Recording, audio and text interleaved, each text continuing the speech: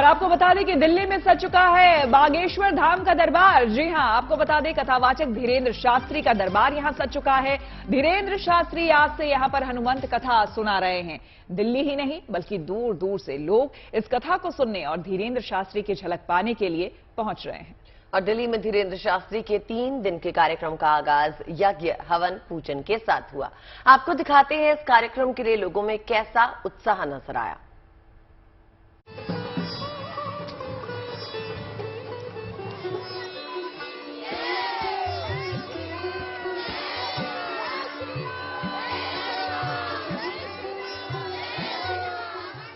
बाबा की जय जयकार से गूंज रहा पंडाल।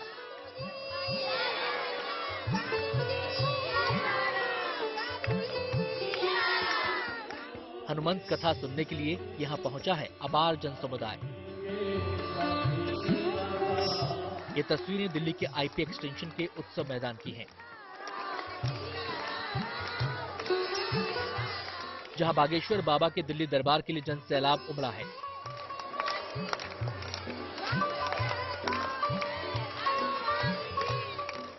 यहां बागेश्वर धाम के महंत धीरेन्द्र कृष्ण शास्त्री आज हनुमंत कथा सुनाने पहुंचे हैं। देश के कोने कोने से पहुंचे बाबा बागेश्वर के भक्तों में इस कार्यक्रम के लिए जबरदस्त उत्साह नजर आ रहा है।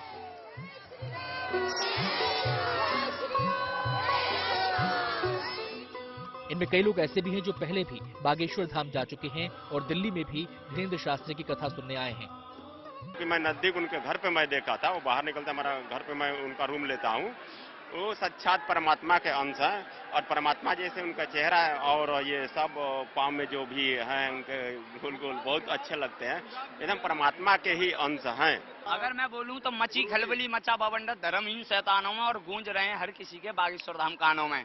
बच्चे के दिलों में जो वो जगाना चाहते हैं वो इस कथा के माध्यम से और दरबार के माध्यम से नजर आएगी कि भारत के हर एक बच्चे के दिलों में श्री राम नाम का ही नाम रहेगा। बोलिए जय श्री राम, बागेश्वर धाम सरकार की। कार्यक्रम का शुभारंभ आज सुबह 21 कुंडीय यज्ञ के साथ हुआ। इस यज्ञ में भी देश की अलग अलग जगहों से आए लोगों ने भाग लिया और सुख समृद्धि खुशहाली की कामना की। दिल्ली में होने वाली हनुमान कथा का शुभारंभ आज हो चुका है। 21 कुंडीय यज्ञ से इस कार्यक्रम की शुरुआत हुई है। सुबह 8 बजे से इस यज्ञ को किया जा रहा है।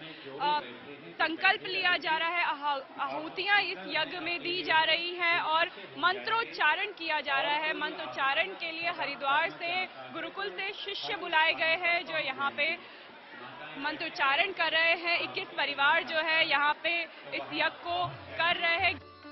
दिल्ली में बाबा का दरबार 8 जुलाई तक सजा है। इस दौरान यहाँ अलग अलग समय पर अलग अलग कार्यक्रम रखे गए हैं। लोगों में उत्साह ऐसा है कि बाबा के दर्शन और उनके मुख से हनुमंत कथा सुनने के लिए सुबह से ही भारी संख्या में श्रद्धालु पंडाल में जमा होने लगे।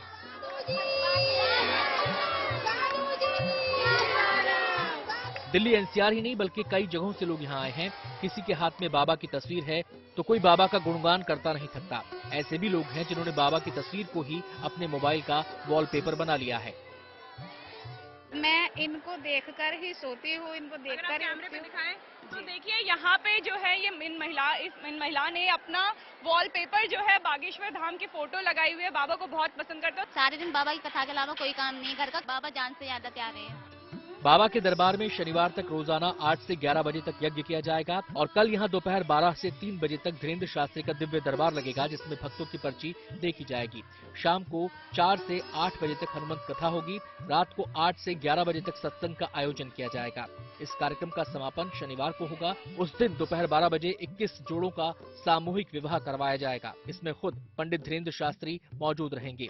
फिर हर रोज की तरह शाम 4 से 8 बजे तक हनुमंत कथा सुनाई जाएगी और कार्यक्रम का समापन होगा। दिल्ली से अनामिका गौड़ के साथ bureau report, good news today. और पंडित धीरेन्द्र शास्त्री, आपको जैसा कि हमने बताया बागेश्वर धाम के बाबा उन्हें कहा जाता है, उनका कार्यक्रम शुरू हो चुका है। सीधे आपको उस कार्यक्रम स्थल पर लिए चलते हैं। नीतू झा हमारी संवाददाता हमारे साथ जुड़ चुकी हैं। नीतू, पहले भी कई बार दिल्ली आ चुके हैं, लेकिन पहली बार ऐसा हो रहा है जब इनका हनुमंत कथा चल रहा है, शुरुआत हो चुकी है। कल हमने कलश यात्रा भी देखी। आज ये बताइए, जितने भक्त आए हैं, लगभग कितने आपको संख्या भी बता पाएंगे और कितना जोश है उनमें, और इनको देखने सुनने के लिए कितनी बड़ी तादाद में लोग आए हैं? बिल्कुल श्वेता, देखिए अभी आपको मंच पर हम तस्वीरों से दिखाएंगे कि बाबा बागेश्वर पहुंच गए हैं।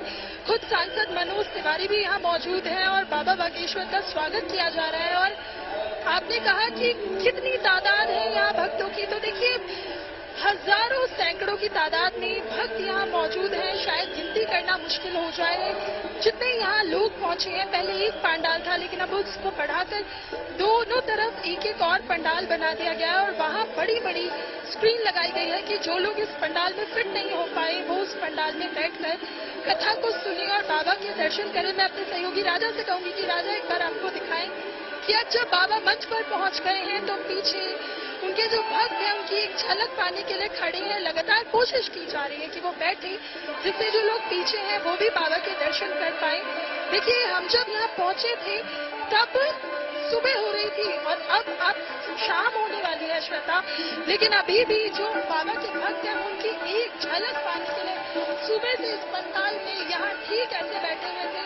और अब पीछे मैं राजा से कहूंगी एक बार मंच की तरफ जरूर कैमरा घुमाएं और आप लोगों को दिखाएं कि बाबा अब पहुंच गए हैं। और जिस हनुमंत कथा का उनके भक्त यहाँ कल से इंतजार कर रहे थे, क्योंकि प्लानिंग जो थी वो पहले हो गई थी, लेकिन कल कलश यात्रा हुई और आज ये हनुमंत कथा होगी। इसे सुनने के लिए देश के कोने कोने से बाबा बागेश्वर के भक्त यहाँ पहुंचे हैं। और अब बाबा मंच की जो पूजा होती है, कहते हैं इस जगह जो बैठता है वो पहले भगवान की खुद पूजा भी करता है, क्योंकि भगवान उन्हें वो शक्ति दे कि वो इस कथा को कर सके और जो लोग सुनने आए हैं वो भी उस कथा से जो क्या बोलते हैं पुण्य होता है उन्हें प्राप्त हो सके। इसलिए अभी बाबा बागेश्वर मंच पर पूजा अर्चना कर रहे हैं और अब यहाँ बैठकर जो उनके भक्त यहाँ आए हैं उन्हें हनुमंत कथा सुनाएंगे। बिल्कुल, भक्तों में उत्साह और उल्लास तो साफ साफ देखा जा रहा है। कल से ही भक्त वहां पर बैठे थे, मगर प्रोग्राम तो आज से शुरू होना था। नीतू, ये बताइए वहां पर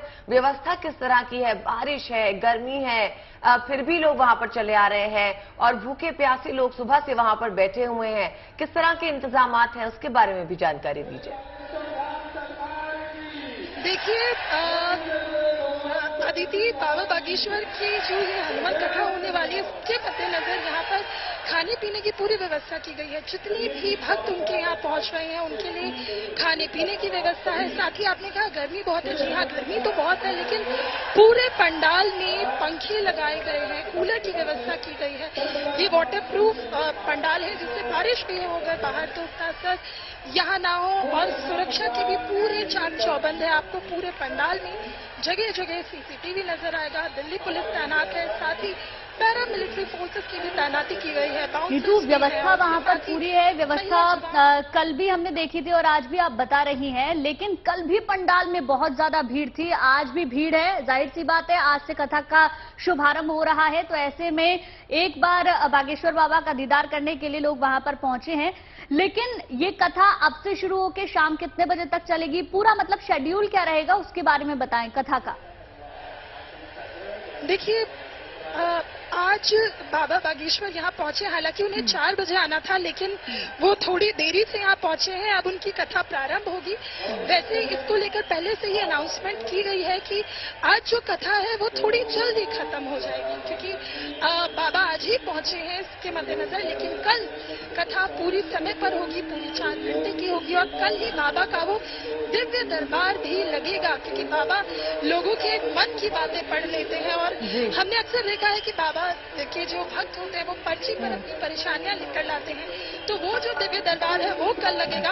अभी बाबा हनुमंत कथा करेंगे। दिल्ली में दरबार जो है वो कल से सज रहा है। बहुत बहुत शुक्रिया इस पूरी जानकारी के लिए नीतू आपका। और ये दरबार की तस्वीरें आप देख रहे हैं, भारी तादाद में यहाँ पर श्रद्धालु पहुंचे हैं। और चलिए अब बात कर लेते हैं बाबा बर्फानी के धाम अमरनाथ गुफा की, जहां भक्तों का तांता लगा है। पवित्र अमरनाथ यात्रा पर जाने वाले श्रद्धालुओं ने इस बार तमाम रिकॉर्ड्स तोड़ दिए हैं। महज 5 दिन में ही 70,000 भक्त बाबा बर्फानी के दर पर पहुंच गए हैं।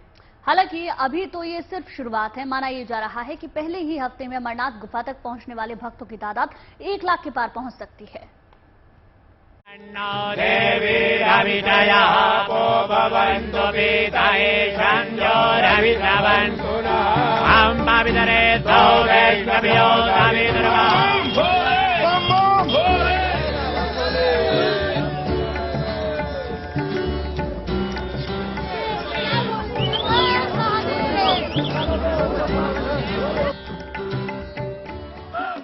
अमरनाथ यात्रा में श्रद्धालुओं की बम्पर आमद।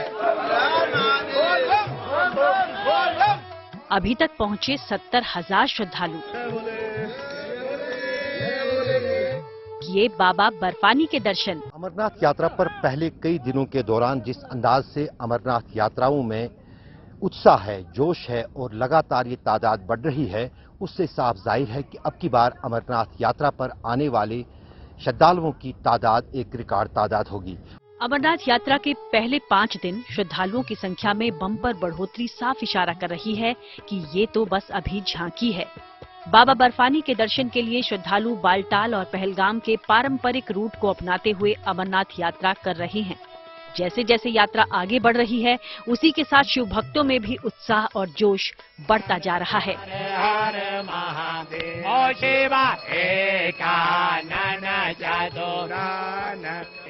गुफा में शिवलिंग के सामने खड़े होकर भोले बाबा की आरती में शामिल होने का सपना जैसे भक्तों का पूरा हो रहा है। पवित्र गुफा के इस दिव्य माहौल से देश दुनिया के श्रद्धालुओं के लिए सुबह और शाम लाइव आरती हो रही है। अमरनाथ यात्रा के पहले 5 दिन के दौरान 70,000 श्रद्धालुओं की आमद खुद में एक बड़ी बात है। बीते बुधवार को 18,354 तीर्थयात्री पवित्र गुफा पहुंचे, जो एक रिकॉर्ड है। इनमें 5,146 महिला तीर्थयात्री भी शामिल हैं। इन आंकड़ों के और ज्यादा बढ़ने की उम्मीद है। कहा जा रहा है कि आने वाले 1 हफ्ते में अमरनाथ गुफा पहुंचने वाले श्रद्धालुओं की संख्या 1 लाख पार जा सकती है। जम्मू कश्मीर से अशरफ वानी के साथ bureau report, good news today. Baba Barfani के भक्त दर्शन का रिकॉर्ड बना रहे हैं तो साईं के दरबार में भक्तों के चढ़ावे की बरसात हो गई है। शिरडी वाले साईं बाबा सबकी झोली भरते हैं, सबका बेड़ा पार लगाते हैं। बिल्कुल, लोगों को यही विश्वास और यही आस्था है और एक तरफ साईं सब पर अपनी कृपा बरसाते हैं तो उनके लाखों करोड़ों भक्त दिल खोलकर दान देते हैं। ऐसे में अगर गुरु पूर्णिमा हो तो भक्तों की अटूट श्रद्धा साईं के लिए अविरल बहने लगती है। 3 दिन के गुरु पूर्णिमा उत्सव में शिरडी में चढ़ावे के सारे रिकॉर्ड टूट गए हैं।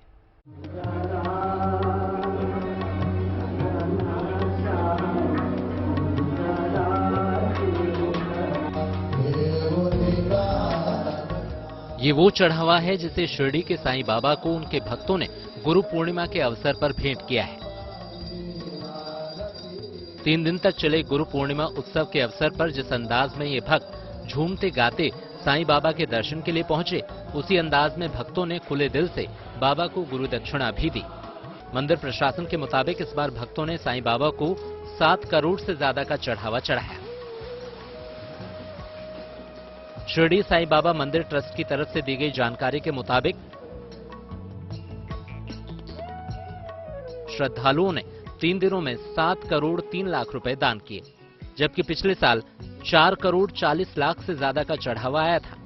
इस बार दान पात्र में 2 करोड़ 85 लाख रुपए, डोनेशन काउंटर पर 1 करोड़ 15 लाख रुपए, पेड दर्शन के माध्यम से 70 लाख रुपए, 472 ग्राम सोने के आभूषण और 4 किलो 600 ग्राम चांदी प्राप्त हुई है। यह गुरु पूर्णिमा का 3 दिवस का टाइम में 7 करोड़ से ज्यादा डोनेशन संस्थान को प्राप्त हुआ। ट्रस्ट की तरफ से यह भी बताया गया कि 3 दिन में देश विदेश से 2 लाख से ज्यादा श्रद्धालुओं ने साईं बाबा के दर्शन किए।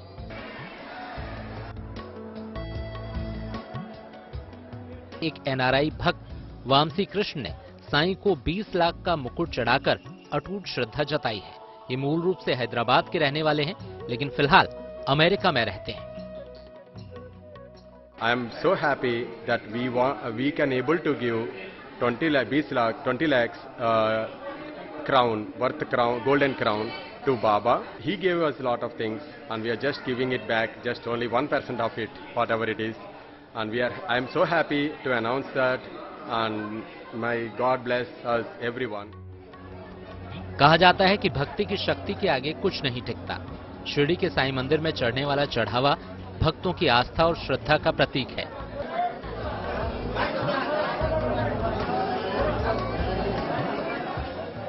Nitin Mirane, Shirdi, good news today. Haridwar में कांवड़ यात्रा के अलग अलग रंग बिखरे हुए हैं। यात्रा मार्ग पर हर तरफ बम बम भोले के जयकारे हो रहे हैं। सनातन संस्कृति को झलकाती कांवड़ यात्रा की हर तस्वीर आप तक पहुंचा रहा है गुड न्यूज टुडे। जी हाँ, तो चलिए आपको लिए चलते हैं धर्म नगरी हरिद्वार में, जहां हमारे सहयोगी मनीष चौरसिया भी कांवड़ यात्रा के रंग में रंग गए हैं और आप तक ला रहे हैं आस्था और दिव्यता से भरी कांवड़ यात्रा की खुशनुमा तस्वीरें।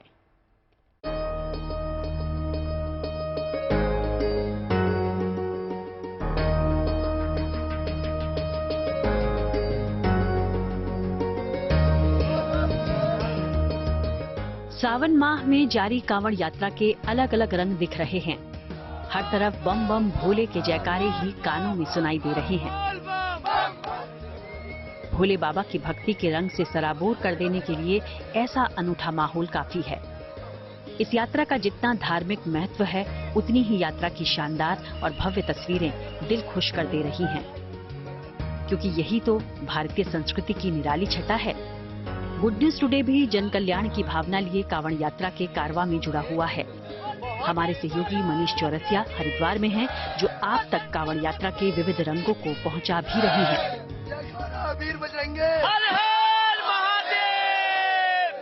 हर हर महादेव के नारों से गंगा का घाट आज गूंज रहा है और नजारे ऐसे हैं कि बारिश बहुत तेज है। भक्त खुद भीग रहे हैं, लेकिन देखिए कैसे भोलेनाथ को बचा कर रखा है बारिश से। किस तरह से इन मैडम ने अपने शिव जी के ऊपर एक छाता लगा दिया है ताकि वो भीग जाए, कोई बात नहीं, लेकिन भोले के ऊपर बारिश की एक बूंद नहीं पड़नी चाहिए। क्या नाम है आपका, कहाँ से आई आप? वर्षा नांगलोई, दिल्ली नांगलोई। तो आप खुद कांवड़ लेकर आई हैं? हाँ, मैं आती हूँ हर साल। अकेले हैं आप? हाँ, मेरे साथ मेरा भतीजा है, अभी गंगा स्नान के लिए गया है। तो ये आप हर बार ऐसे मूर्ति लेकर चलती हैं या फिर इसी बार लाई? नहीं, हर बार तो मैं कांवड़ लेके जाती हूँ, बट इस बार मेरे को मन किया कि मैं महादेव को ही लेके जाऊँ अपने साथ। महादेव को करा दिया जलाभिषेक? बस अभी कराने ले जा रही हूँ। छाता बांधने का आइडिया कैसे आया? रास्ते में धूप होती है, बारिश होती है, डस्ट उड़ती है, इसलिए मैंने सोचा कि हमें तो चाहे कुछ भी हो जाए बट महादेव सेफ रहना चाहिए, क्योंकि हमारा ध्यान यही तो रखते हैं। हरिद्वार में सावन वाले बदरा बरस रहे हैं। ऐसे में कांवड़ियों की आवक गंगा किनारे बसी इस धार्मिक नगरी के महत्व, उसकी आस्था और दिव्यता को और ज्यादा बढ़ा रही है। जो भोले के भक्त यहाँ से गंगा जल लेकर निकल रहे हैं, उनके जोश के आगे ये भारी बारिश कोई बड़ी रुकावट शायद है नहीं।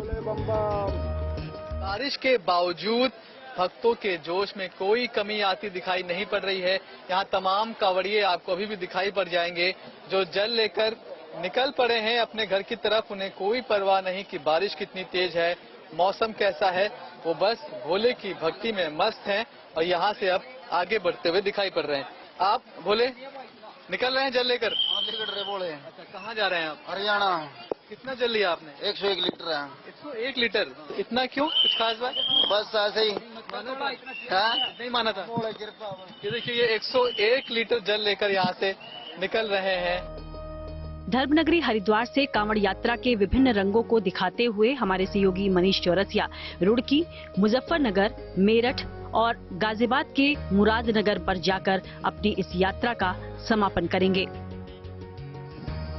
फिलहाल तो शुक्रवार को हमारे सहयोगी मनीष चौरसिया हरिद्वार से दिल्ली के बीच कांवड़ यात्रा मार्ग पर कुछ ऐसी ही भव्य और आस्था से भरपूर तस्वीरों को आप तक पहुंचाएंगे।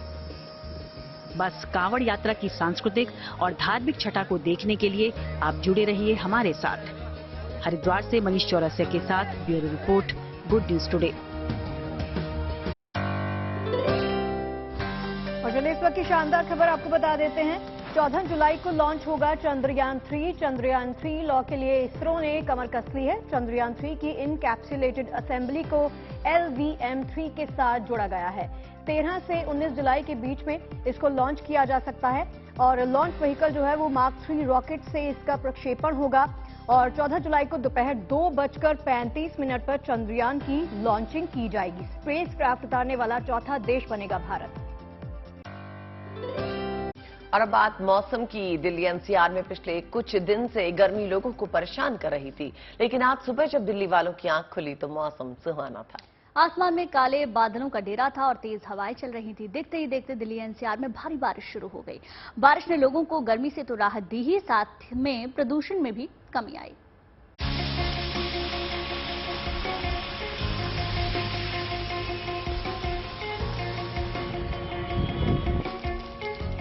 पूरी दिल्ली में झमाझम बारिश।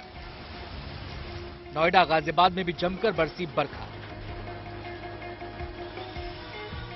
दिल्ली एनसीआर में मौसम का मिजाज कुछ ऐसा बदला कि सब कुछ सुहाना हो गया। आज सुबह दिल्ली वालों की आंख खुली तो आसमान में बादलों का डेरा था। हवा का रुख भी बादलों की आवाजाही की दस्तक दे रहा था। कुछ ही देर में बादल मेहरबान हुए और दिल्ली एनसीआर के तमाम इलाकों को बारिश की सौगात मिल गई। इस वक्त मैं केंद्रीय दिल्ली में मौजूद हूँ, बिल्कुल इंडिया गेट के पास में। और अगर मैं आपको यहाँ का नजारा दिखाऊं तो आप देख सकते हैं लोग इधर उधर भाग रहे हैं, जिन लोगों के पास अपने अपने छाते नहीं है, क्योंकि पिछले 2-3 दिनों से हमने देखा तो चिलचिलाती गर्मी ने लोगों को परेशान काफी कर दिया था। उमस बहुत ज्यादा थी और इसके चलते लोग काफी ज्यादा परेशान हो रहे थे। लोग घरों से निकलने से बच रहे थे, लेकिन अब मौसम सुहाना हो चुका है। न सिर्फ दिल्ली बल्कि अन्य इलाकों में भी, आसपास के इलाकों में भी काफी ज्यादा बरसात हो रही है। गोमती के किनारे बसा लखनऊ अपनी तहजीब और लजीज खानों के साथ ही चिकनकारी के लिए भी काफी मशहूर है। लखनऊ की चिकनकारी दुनिया भर में मशहूर है, लेकिन इस बदलते दौर में अब चिकनकारी को नया रूप और रंग दिया जा रहा है। आपको बता दें कि लखनऊ की इस पहचान को और बढ़ाने के लिए अलग अलग तरीके अपनाए जा रहे हैं। नए रूप और रंग के साथ इसकी मार्केटिंग के लिए अब IIM इंदौर का सहारा भी लिया जा रहा है।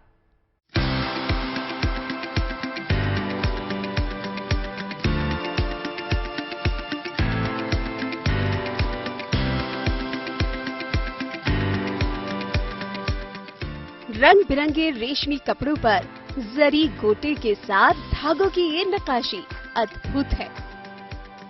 जरा देखिए तो ये पर्स, ये फोटो फ्रेम,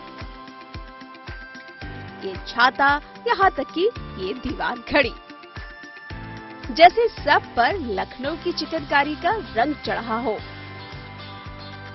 ऐसा लगता है जैसे फैशन के बदलते ट्रेंड में लखनऊ की चिकनकारी आज भी लोगों की पहली पसंद बनी हुई है।